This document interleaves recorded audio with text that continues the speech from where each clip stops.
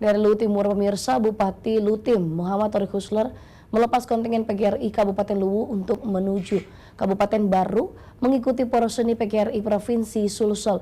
Pelepasan ini ditandai dengan penyerahan bendera kontingen dari Bupati Luwu Timur kepada Ketua Rombongan dan penyerahan bantuan dari Bupati senilai 10 juta rupiah.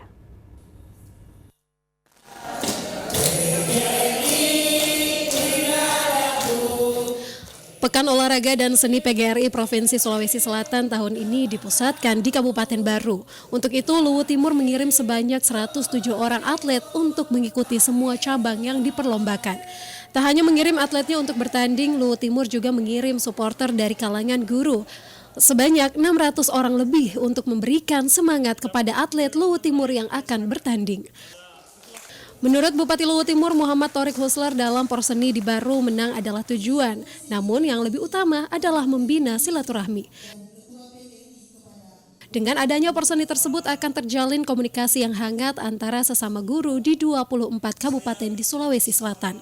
Oleh itu, saya punya banyak pesan kepada teman-teman sekalian yang akan berangkat nanti, jaga soliditas kita, jaga persatuan.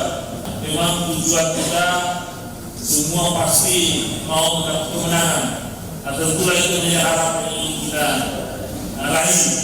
Tetapi saya berpesan bahwa kita menang itu tujuan. Lebih daripada itu, bagaimana kita menjalin persaudaraan dan kekeluargaan.